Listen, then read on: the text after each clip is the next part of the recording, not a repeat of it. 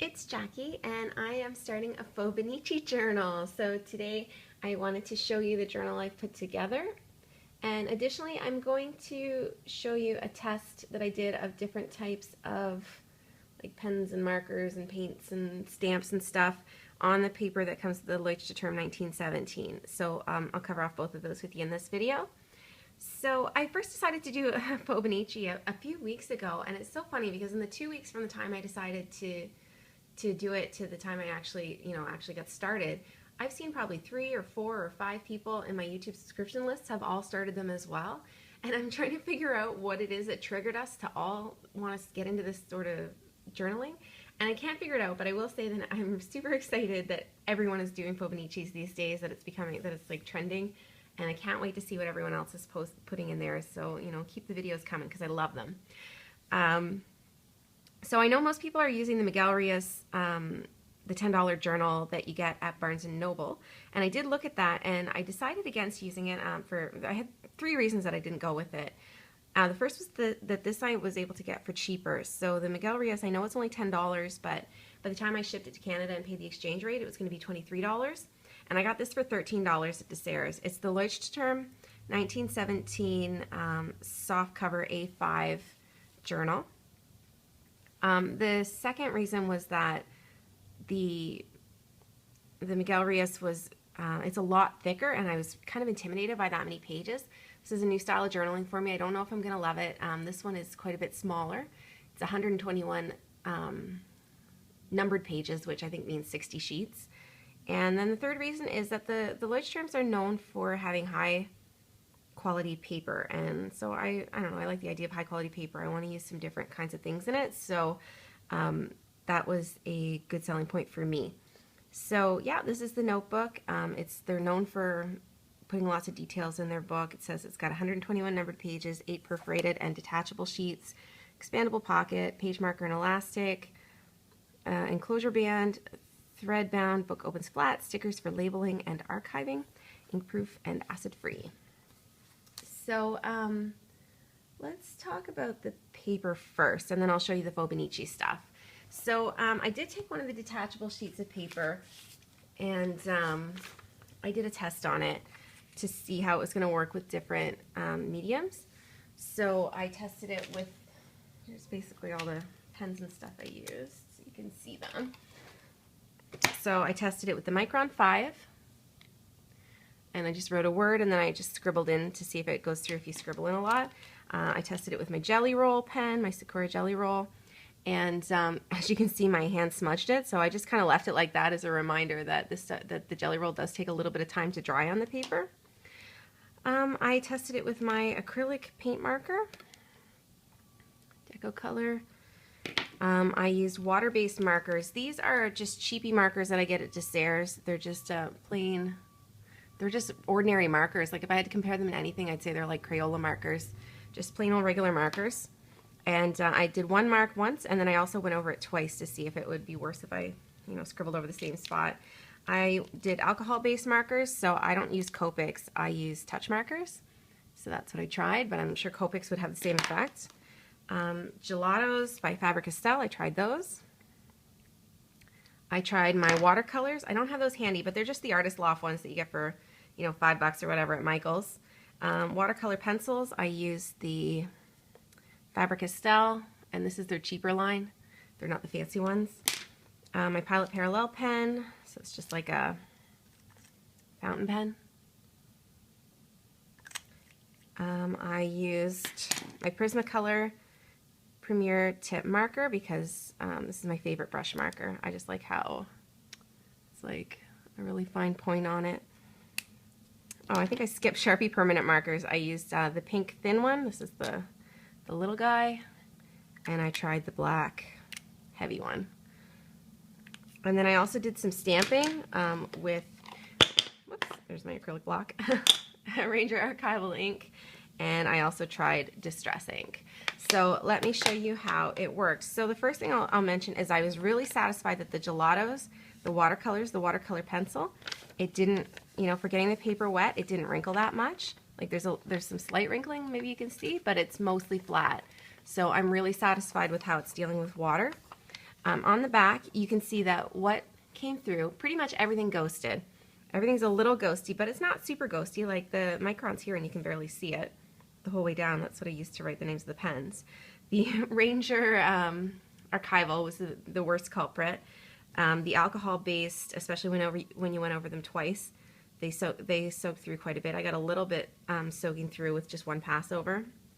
The Sharpies, even like the fine pink and the black, they both went through the paper. They both bled through. And the Pilot Parallel, a little bit of bleeding.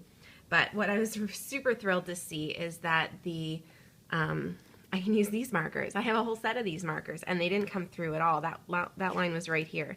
So there's a little bit of ghosting, but no bleed through. So that is the test that I did, and I'm super satisfied with this paper. Like, it's so soft and it's so lovely, and it looks like as long as I'm willing to use, like, my distress inks didn't come through. So basically the tools I can use in this, I can use my distress inks, I can use my brush pen, I can use my watercolor pencils, my watercolors, all of these. So those are the things I can use in it and not have to worry about any bleed through, and I can work with that. Like, the distress ink obviously doesn't give as crisp of an image as the Ranger does, but I guess I'm gonna have a little bit of a rustic feel to my book. Cool, so let's look inside the book.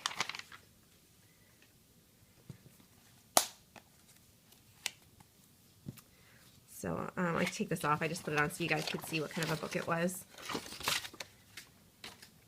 So the first thing I did was I lined the inside. It was all pretty firm, but everybody else was lining the insides of theirs, and it looked pretty, and I wanted to, so I did. I used a sheet of paper from the Black Currant stack. I don't have a lot of that paper stack left, but I just love this sheet, so I wanted to use it.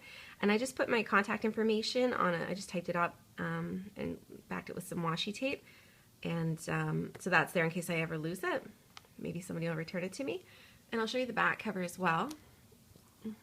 The back cover I covered with, it's similar paper, but it's like dark. This one's lighter. It's kind of weird. They're almost the same, but they're not quite the same. It had this pocket, so I just covered the top of the pocket. And it has, I used some black glossy paper on there. Oh, and I forgot to mention, these are the archival stickers that it comes with. So when the book is completed, I can just fill out a title, and there's long ones down here for the spine, and slap those on and put it on the shelf. So let's look inside the book. So there is a table of contents at the start, which I think is nice. There's 3 pages of table of contents.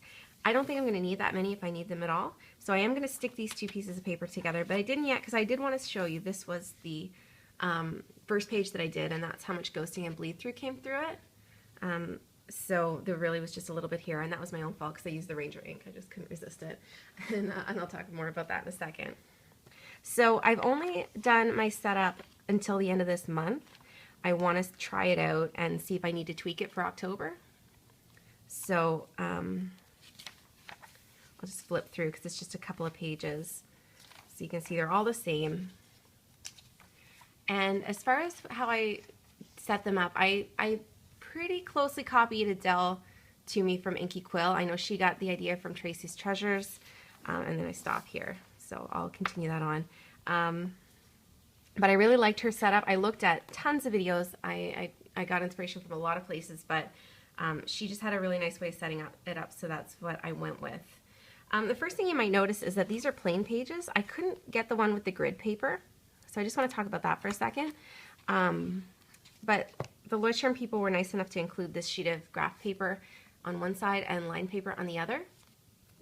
So that's, you just kind of stick that behind your page, and then you can see the grid through. Hopefully that comes through on the video, but I can see the grid through just fine. And that's how I'm using it. And I just covered it with some contact paper. This is what I'm using. It's called OP Mark Adhesive Film. I got it at Staples. It was like $3 or something. It was really cheap. I heard about this from Stars on Palm. She's another YouTube user. She used it to make a Fauxbonichi. So that's what I used to just kind of laminate it. It's like repositionable laminating paper. So that's what I'm using. And then let me go through my layout with you. You can see I didn't put in the month calendar. I don't care. I have no, it doesn't hold any interest to me. I wouldn't use it, and so I'm just doing day-to-day pages. So what I did was, so I have the top bar that I think everybody's doing the same top bar. I wrote in my number just using, I don't have number stamps, so I just used a marker and then traced around it with my micron pen. For the month and the day, I used my Kaiser Craft stamps for the day. I've ordered some stamps for my month, but I don't have them yet, so I haven't filled it in yet. They are Inkadinkadoo, and it's a really old set. I think it's called like Monthly Calendar Data, I think is the name of it. I got it on Etsy. It was really cheap, so I'm just waiting for that to come in to stamp in my months. Then for the weather, I'm just doing a little block, and in my pocket back here, I have a sheet of icons that I'm using for reference so that I don't have to use my brain. I just copy it straight in. And I also, a lot of the Fauxbonichi tracks the phases of the moon. What I thought would be interesting to me is just for the next year to kind of track when the sun rises and sun sets, because I find like that affects my mood and my motivation. So I kind of want to just pay attention to it this year, so I'm tracking that in here as well, and I filled that in advance. Then I have a little block for my artsy thing. I'm going to try to do an artsy thing in here every day, and it could be as simple as just sticking a sticker in there, right, or using something up out of my stash, or like this on my first day I did a little bit more artsy stuff, so I used my gelatos to do a backdrop, and then I used these Inkadinkadoo Inchy stamps that I got a couple weeks ago. I hadn't used them yet, so I used those to do my art. So I did stamp them with Distress ink, but I was thinking maybe the gelatos would form a barrier, so I tried using the Ranger ink on this dragonfly, and that's why he soaked through. But other than that, I think it's okay. I'm going to stick those pages together anyway. So then I just do my journaling in here, and I tried to do a couple of little doodles, and I colored them in with watercolors here, here, and here. And in this block, I'm giving myself two options. I am either going to do, and they're in this pocket as well,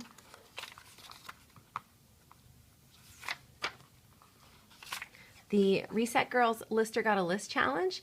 I've been watching My Life Mitts on YouTube. She's been doing it for a couple of months, and it looked like something I'd like to try, so I've got that. And if I'm not happy with the list of that day, I also downloaded the September questions from, I think it's called 365 Questions. I found it through Felicia Mouse Potato Designs Facebook group. She has a Facebook group called Fauxbonichi Journalers, and if you're doing a Fauxbonichi, you really should join that group because it's got fantastic resources. She does a really great job of managing that group. And then in the last spot, I'm doing a little gratitude spot, so things I'm thankful for, and I just use this Lawn Fawn stamp that says thanks. It goes through a little bit, but other than that, I think it's all right. And I'm just going to put something in there every day.